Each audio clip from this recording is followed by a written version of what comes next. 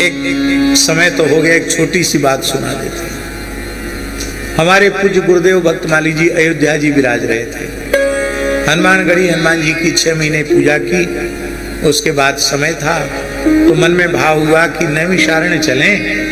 किसी जंगल में एक जगह अत्यंत एकांत में बैठ करके वाल्मीकि रामायण का पाठ हनुमान जी को सुना। बोले ठीक है। तो पूज्य श्री बिंदेश्वरी शुक्ल ब्रह्मचारी जी और पूज्य श्री भगीरथ राम जी ब्रह्मचारी जी दोनों महाराज जी के साथ थे। महाराज जी नैमिषारण्य पहुंचे और नैमिषारण्य अभी भी घोर जंगल है। नैमिषारण्य में उस समय तो बहुत घनघोर जंगल था। वहां पहुंचे तो जंगल में एक बड़ा सुंदर पीपल का पेड़ था, विशाल। उसके चारों ओर बहुत अच्छी जगह थी। उसी को गोमती का किनारा था, तो गोमती से जल ला करके उसको बढ़िया से स्थल को बना करके और महाराज जी ने हनुमान जी का आह्वान किया और वाल्मीकि रामायण का पाठ शुरू किया। उच्चारण किया। प्रत्यक्ष श्रोता में 2 ही थे, शुक्ल ब्रह्मचारी जी माने श्री बिंदेश्वरी शुक्ल ब्रह्मचारी जी और पूज्य श्री भगीरथ राम जी ब्रह्मचारी जी। दोनों महापुरुष श्रोता थे, महाराज जी पाठ करने वाले थे। तो जैसे ही पाठ आरंभ किया तो एक स्वर्णिम कपि,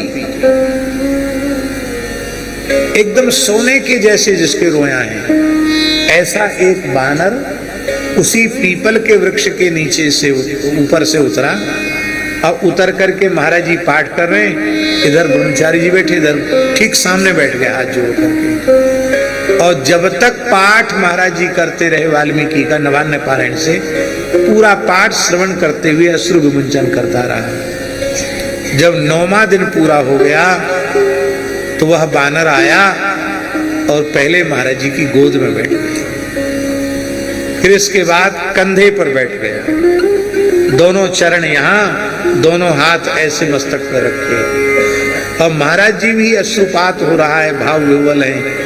और दोनों ब्रह्मचारी भी भाव विह्वल, उनके भी अश्रुपात हो रहा है। और छलांग लगा के पीपल पर चढ़ा और अंतर्धान हो गया। न तो लोगों ने उसको चढ़ते हुए देखा था न उतरते हुए, पर रोज उसी पीपल से आता था, उसी पीपल में तिरोहित हो जाता था। वो बानर कौन था? प्राकृत बानर था। बंदर तो चंचल होते हैं, जो एक जगह नहीं बैठते, कहते क्या बंदर जैसे इधर उधर कर रहे हो।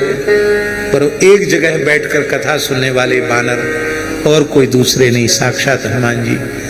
ये महाराज जी के सदगुरु चरितामृतम में है ये चरित्र। इस घटना को स्वयं ब्रह्मचारी जी ने अपनी वाणी से हमको सुनाया था। 9 दिन तक साक्षात हनुमान जी महाराज ने आकर के संपूर्ण रामायण का श्रवण किया। तो आज भी यत्र यत्र रघुनाथ कीर्तनम तत्र तत्र कृतमस्तकांजलिम बाष्पवारी परिपूर्ण लोचनम मारुतिं नमत राक्षकांतकम। पर यह होता तभी है जब महाराज जी के जैसे अत्यंत निर्लोभ निष्काम भाव से भगवान का चरित्र गाया जाए, तो सद्यः कोई न कोई चमत्कृति हो जाती है।